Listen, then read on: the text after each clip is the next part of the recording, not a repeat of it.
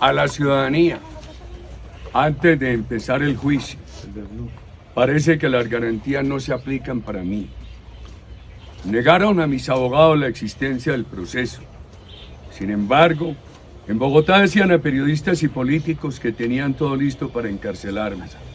Era la campaña electoral de 2018. Me comunicaron el proceso llamándome a indagatoria. No me permitieron versión libre.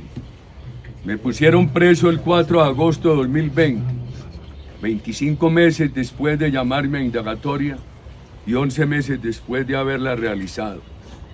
Me negaron la presunción de inocencia, el derecho a defenderme en libertad. Si no conocían o no creían en mis antecedentes de persona de bien, por lo menos debieron observar mi comportamiento durante esos 25 meses. No he sido peligro para la sociedad, no he eludido la justicia ni la he entorpecido. Me gradué en la Universidad de Antioquia con un profundo respeto a los jueces, a la justicia, a su independencia. Tanto que en mi carrera pública no intercedí para tener recomendados en instancias judiciales. He manifestado críticas puntuales a miembros de la justicia y sobre hechos concretos. Apartaron del caso a la magistrada Cristina Lombana porque fue miembro del ejército durante mi ejercicio presidencial. No teníamos amistad ni conocimiento.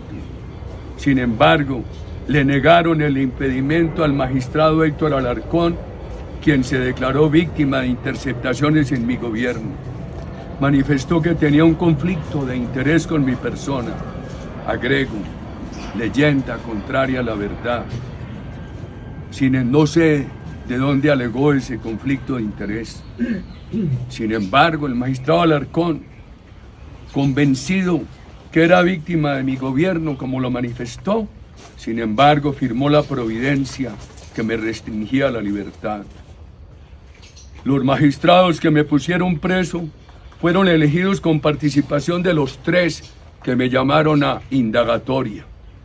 El magistrado Reyes, ponente de la decisión de restringirme la libertad, fue contratista de Juan Manuel Santos en el proceso de La Habana, del cual yo fui opositor visible.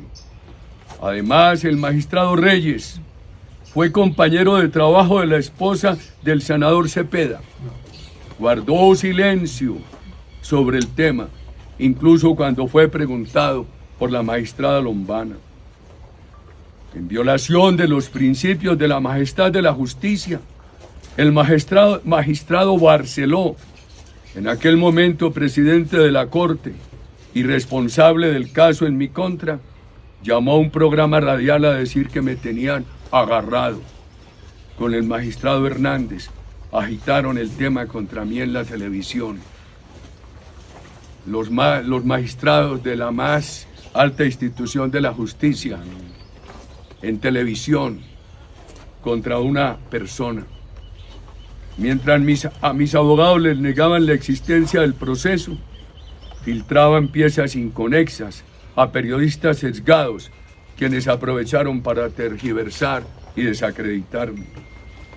En la Corte Constitucional, en votación 5-4, hicieron equivalentes la indagatoria ante la Corte con la imputación en la Fiscalía. Obligaron a la Fiscalía a adelantar el proceso en mi contra sin la imputación. Crearon un dañino precedente jurisprudencial. La indagatoria es básicamente un interrogatorio. En la imputación no se hacen preguntas, simplemente se ponen de presente los hechos y las normas violadas. El ponente en la Corte Constitucional, magistrado Linares, violó el reglamento de la Corte Constitucional y no hubo nulidad. En efecto, el magistrado Linares filtró la ponencia a un periodista, a su viejo amigo y compañero de trabajo.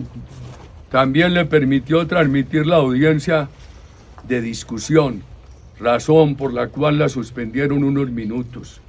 Y admitió en una emisora que durante el trámite recibió una llamada de Santos, quien lo había nominado para ser magistrado. Me interceptaron ilegalmente durante 32 días. Desde la Corte Suprema ordenaron interceptar el teléfono del representante Nilton Córdoba, pero pasaron mi número. Cuando les avisaron el error, contestaron que siguieran oyéndome. Cuando me desconectaron, supuestamente para enmendar el error, ya habían transcurrido 32 días. Dada la intensidad de mis comunicaciones por la campaña que se adelantaba, fui víctima de más de 20.000 interceptaciones ilegales. Al interceptarme ilegalmente, violaron mi intimidad. Violaron el principio universal de respeto a las comunicaciones abogado-cliente. El abogado Cadena adelantaba tareas investigativas de corroboración. Así se oye claramente en las interceptaciones. Estuvo conmigo en la fiscalía para hablar de unos presos que querían declarar sobre el asesinato del doctor Álvaro Gómez Hurtado y de una trampa contra mi hermano. A propósito, declaraciones que no se recibieron. Para justificar la violación de las comunicaciones, dijeron que el abogado Cadena era clandestino, pero también violaron mis comunicaciones con el doctor Lombana. Denuncié al senador Cepeda, lo absolvieron, pero insisten en llevarme a la cárcel. El senador Cepeda explica su cercanía a la FARC como búsqueda de la paz. Adelantó su promoción política acusándome de paramilitar. Lo denunciamos en 2011 y 2014 por sus visitas a presos para ofrecer beneficios a fin de vincular a mi hermano y a mí con paramilitares. El senador Cepeda ha utilizado los derechos humanos para encubrir estas acciones ilegales. Corrió el tiempo desde 2011, cuando lo denunciamos por primera vez. Solamente en víspera de la elección parlamentaria del 2018, los magistrados lo favorecieron con un inhibitorio y me denunciaron por soborno de testigos y fraude procesal.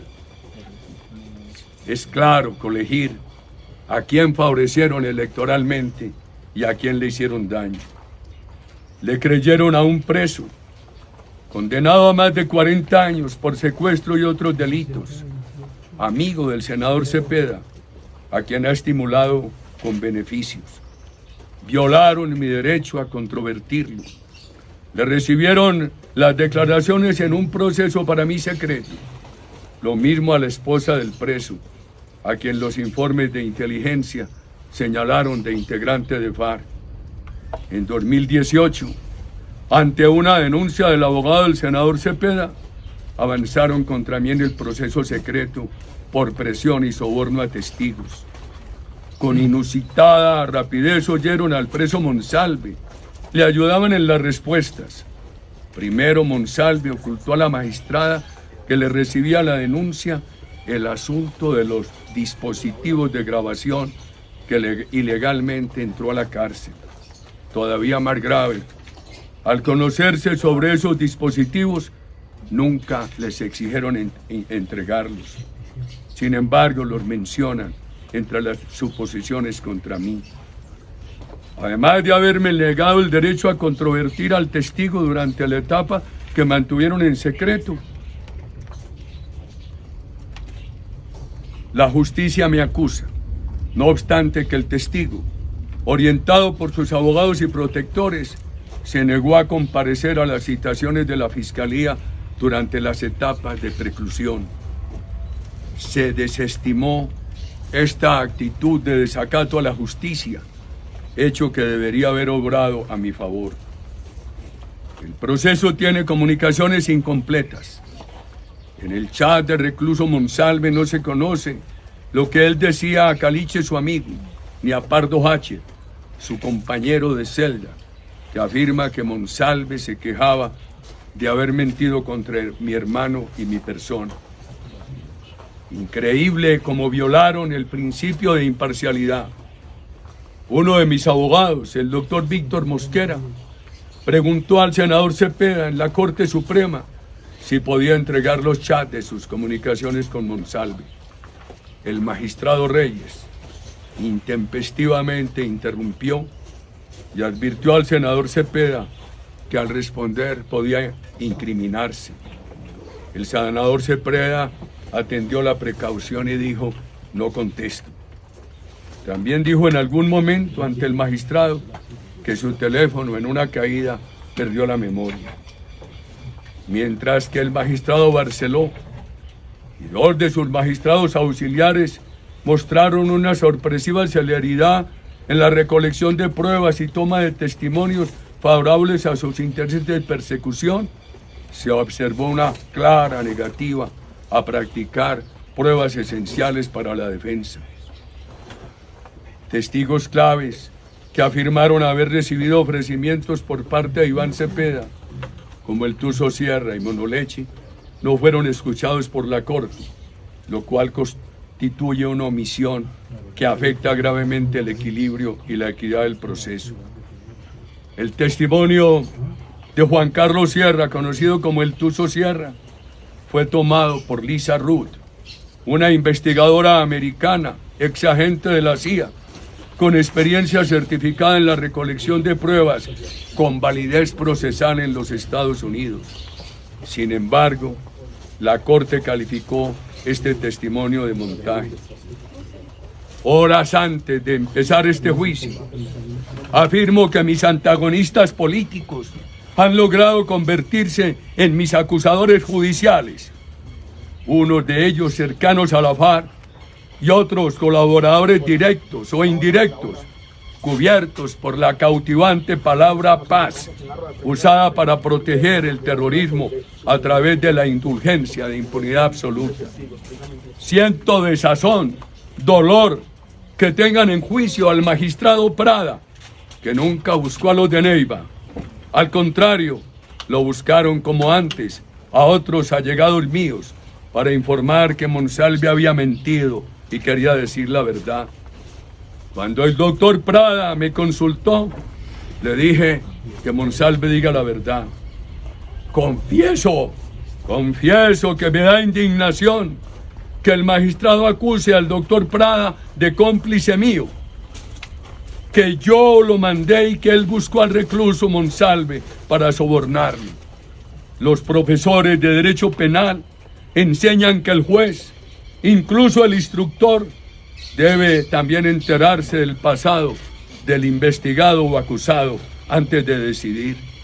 En mi largo recorrido vital y político, jamás he acudido a un joven para crearle el riesgo de una conducta penal con el fin de favorecerme.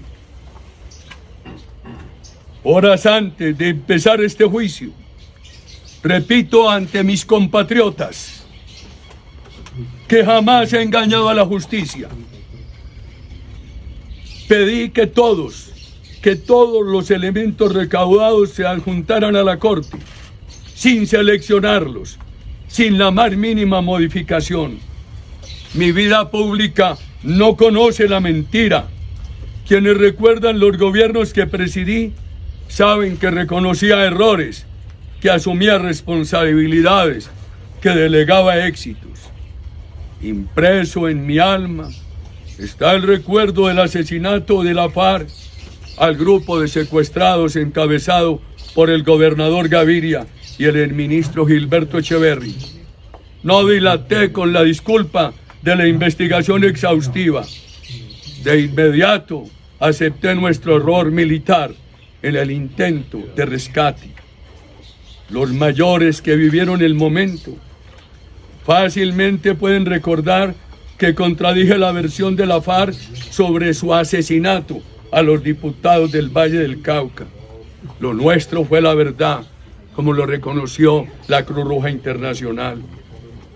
Toda esta persecución empezó también por unos administradores de justicia, desconocedores u opuestos a mi carrera pública, influenciados por la caricatura que exponen mis adversarios, operadores de justicia que ignoran o desconocen mi sentido de honor patrio.